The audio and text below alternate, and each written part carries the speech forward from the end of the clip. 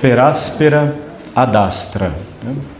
É um provérbio latino que a gente encontra nas obras de Sêneca e outros poetas romanos, que é muito utilizado hoje em dia para falar sobre a atenção e o valor das dificuldades no caminho para o sucesso. Por caminhos ásperos até as estrelas. É isso que significa, não? Per aspera ad astra. Mas eu acredito que a gente poderia tirar novas consequências, não desse provérbio, consequências mais cristãs, né? E propriamente que nos sirvam para essa quaresma, a partir da consideração do coração da verdade que está inscrita aí no provérbio. Porque nós iniciamos hoje esse caminho, né, de purificação espiritual de 40 dias, por isso chamado quaresma, né, que vai nos levar à contemplação, à experiência, né, e à celebração do mistério do amor redentor do Filho por nós. Dizer, na ponta de cá, né, no início desse caminho, nós estamos assim em meio às cinzas, né? Na ponta de lá, no final desse caminho, o corpo ressuscitado de Jesus, a alegria do domingo de Páscoa. Na ponta de cá, lembra-te que és pó e ao pó has de voltar. É o que o padre vai dizer quando estiver impondo as cinzas na testa de cada um, né, nas frontes de cada um. É o que Deus diz a Adão, né, como castigo depois do pecado original. Lembra-te de que és pó e ao pó has de voltar. Na ponta de lá, o Salmo 15, né, que diz assim: não haveis de me deixar entregue à morte, nem vosso amigo conhecer a corrupção. Quer dizer, o corpo de Jesus não se decompôs, o corpo de Jesus não voltou, né, ao pó, mas ressurgiu glorioso como o início da nossa vitória.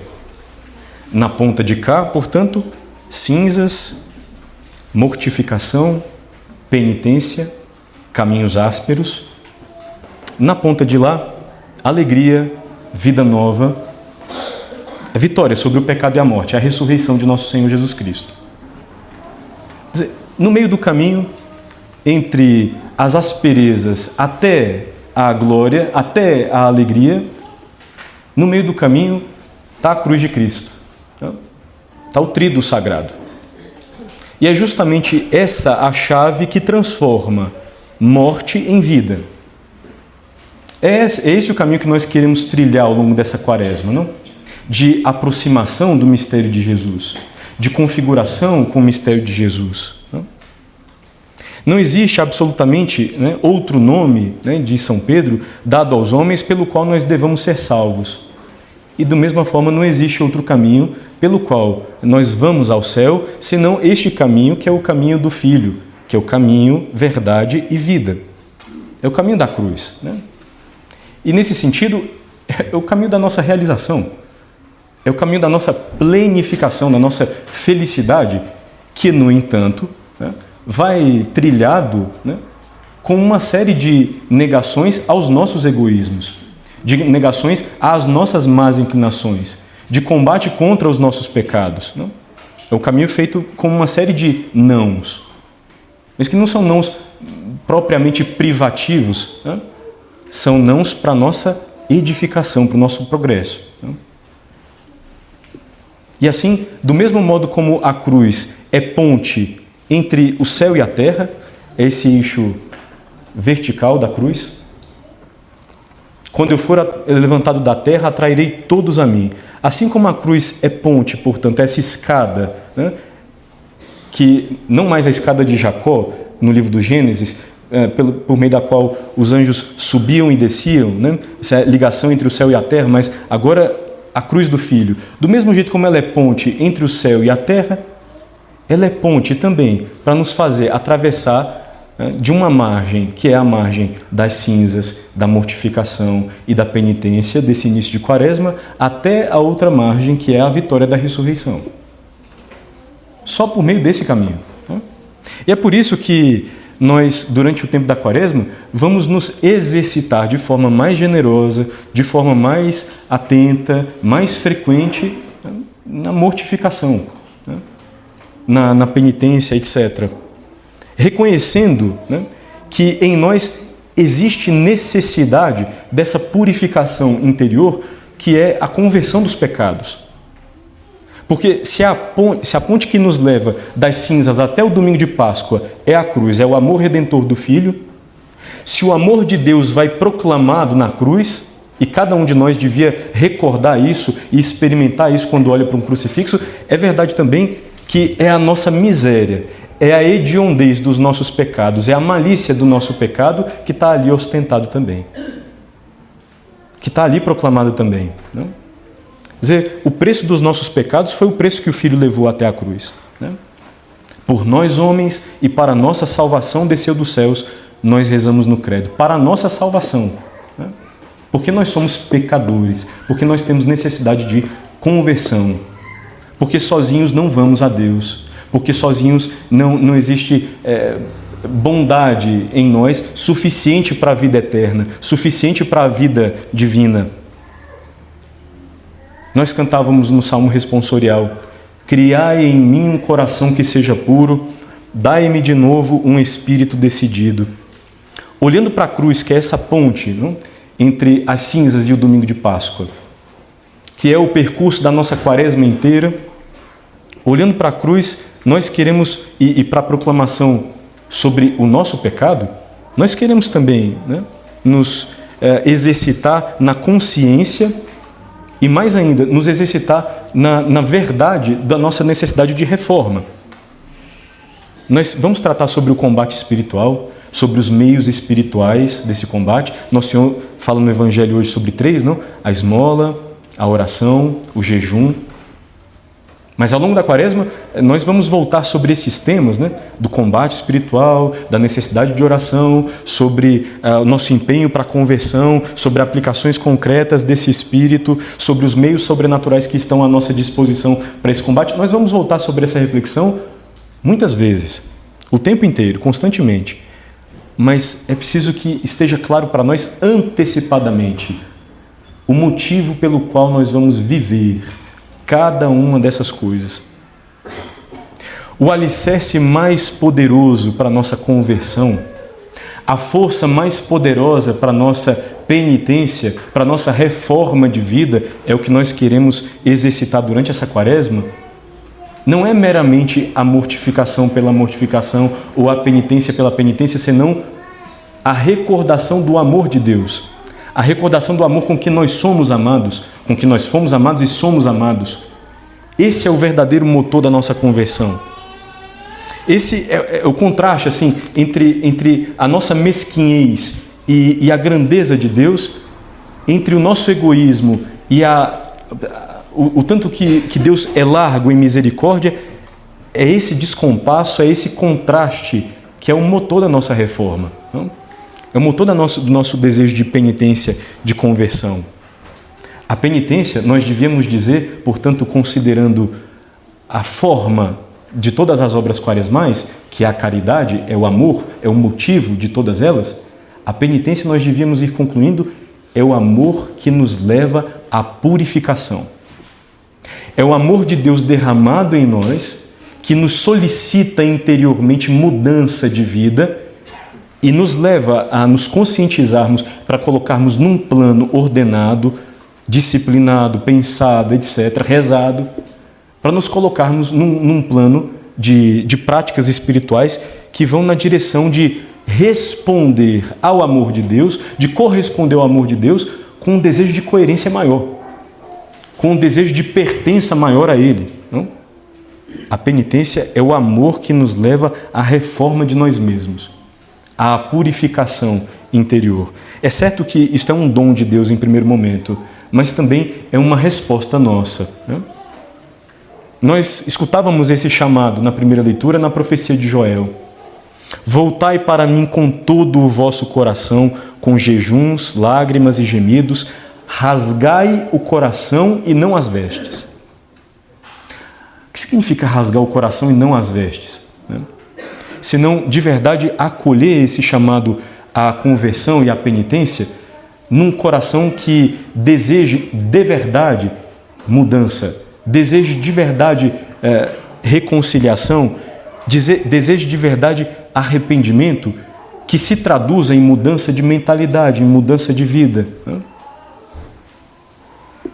Rasgar o coração e não as vestes, quer dizer, começar de dentro, né? E não das exterioridades. Começar de onde é fundamental. E isso deveria nos fazer pensar, como sempre nós recordamos durante esse tempo, sobre a realização de um bom exame de consciência ao longo dessa quaresma. Sobre aproveitarmos esse tempo de retiro espiritual, que é retiro em preparação, né, para a Páscoa da Ressurreição. Aproveitarmos esse tempo para preparar um bom exame de consciência que nos leve até uma boa confissão. O que significa dizer que nos leve até a reconciliação com Deus. Que nos leve a proclamar os nossos pecados, mas a saber também que, se essa é uma das verdades da cruz, a outra é muito maior, muito mais potente, como diz São Paulo, onde foi grande o pecado, muito maior foi a graça. A outra verdade muito maior é a proclamação da misericórdia de Deus dentro do sacramento da reconciliação. Maior é o amor de Deus que nos redime, maior é a graça de Deus que, nos perdoando, nos renova e nos põe de volta na vida como seus filhos. Livres interiormente, não? Para servi-lo em santidade e justiça. Assim, meus caros, a quaresma não tem sentido em si mesma. Ela recebe sentido da Páscoa, né?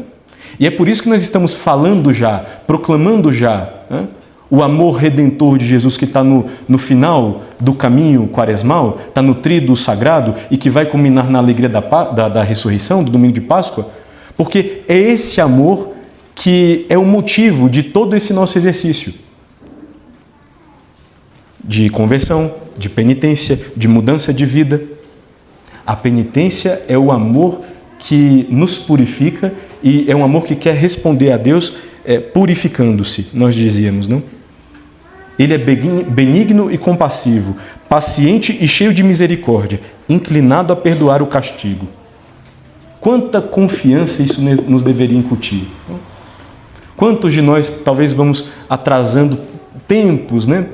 Uma boa confissão, uma necessária confissão, uma indispensável confissão para a reconciliação com Deus, pensando que, ao voltar, nós encontraremos um rosto fechado, severo de Deus, pronto a nos apontar as nossas faltas, né? Quando o nosso acusador, na verdade, é outro, né? Quanta confiança nos deveria incutir essas verdades, não? Benigno e compassivo, paciente e cheio de misericórdia, inclinado a perdoar o castigo. Quer dizer, se nós estamos verdadeiramente dispostos, verdadeiramente abertos, desejosos de mudança de vida, desejosos de fazer a experiência da libertação do pecado, para caminhar como filhos de Deus em coerência, em justiça e santidade, bom, Ele é nosso Pai e está pronto a nos receber. A conversão é possível, não? É obra primeiro de Deus, mas é obra acolhida num coração desejoso. É Deus quem vai nos movimentando interiormente e nos levando de volta a Ele. Essa é a força da misericórdia divina, da bondade divina, que nós proclamaremos com a máxima intensidade dentro do tríduo sagrado.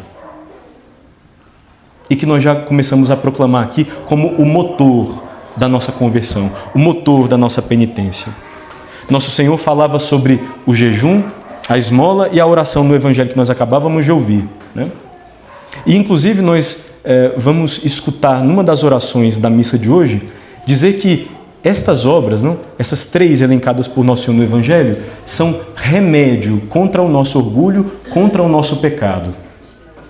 Então vamos considerar, não, remédio em que medida e para que cada uma dessas obras, que são as obras assim clássicas, não, da Quaresma, o jejum, a esmola e a oração, são remédio em que sentido? E como eu posso colocar em movimento cada uma dessas coisas, desses exercícios durante a Quaresma? Bom, o jejum é remédio contra a nossa vontade o nosso desejo imoderado de desfrutar, de ter prazer por meio dos sentidos. Portanto, é o jejum quem modera em nós o prazer vindo dos sentidos. Nós refreamos, não, o nosso impulso em direção à comida, ou, considerado de forma um pouco mais ampla, em direção a algumas coisas de entretenimento que nos satisfaçam. Nós moderamos esse impulso para lembrar-nos da nossa necessidade de moderar esse movimento da nossa concupiscência, que nós chamamos concupiscência da carne. Quer dizer, essa vontade imoderada de nos satisfazermos sensivelmente, de ter prazer.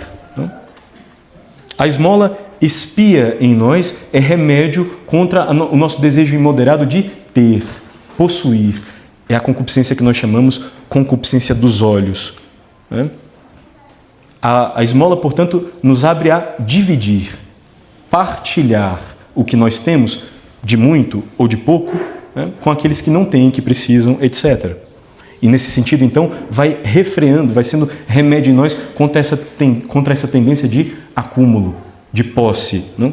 De satisfação segundo essa lógica, de ir ajuntando. A oração é remédio em nós contra o nosso orgulho, contra a nossa pretensão de nos edificarmos e de nos satisfazermos em redor de nós mesmos. E assim, a oração nos abre a Deus, fazendo-nos reconhecer a dependência dEle e a dependência que nós temos da graça de Deus. Portanto, nos exercita na humildade, que é a virtude oposta, ao orgulho. Assim, jejum, esmola e oração são remédios contra essa tríplice concupiscência, que é a concupiscência do prazer, do desejo imoderado de sentir, do desejo imoderado de possuir e do orgulho, não? Da soberba de vida. Essa tríplice concupiscência da qual fala São João na primeira carta do Novo Testamento. Cada uma dessas obras, remédio contra um desses tipos diferentes de desejos, de vontades de satisfação. São Paulo, na segunda leitura, dizia: deixai-vos reconciliar com Deus. Para dizer, Deus está pronto. Né? O que falta é a nossa disposição. Deixai-vos, olha o verbo. Não?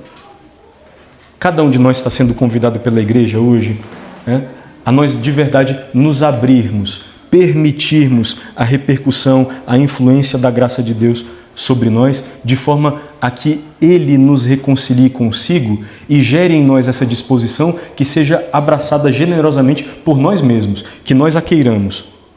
É agora o momento favorável, é agora o dia da salvação, dizia São Paulo. O agora é o tempo que nós temos.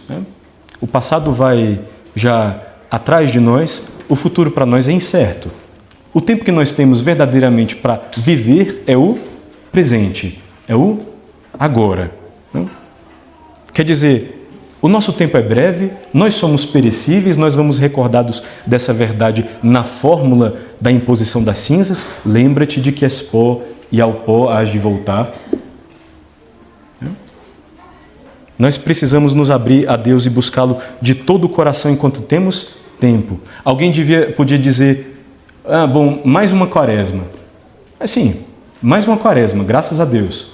Mais um tempo, oportuno para a nossa conversão. Mais um tempo oportuno para a nossa reconciliação. Ao mesmo tempo, atenção, menos uma quaresma. E quando ela tiver terminado, qual terá sido o fruto que ela deixou em nós? Dentro de nós. Queira Deus, um passo a mais no desapego de nós mesmos em relação a essa vontade de desfrutar. Queira Deus do desapego de nós mesmos no sentido do despojamento dos bens exteriores, esmola. Queira Deus tenha deixado em nós o fruto de uma oração mais fervorosa, mais frequente. Queira Deus. Mais uma quaresma, menos uma quaresma. Aproveitemos o tempo que nos está sendo oferecido. Per aspera ad astra. Por caminhos ásperos, por caminhos difíceis, das mortificações e penitências da quaresma, até, o provérbio dizia, até as estrelas.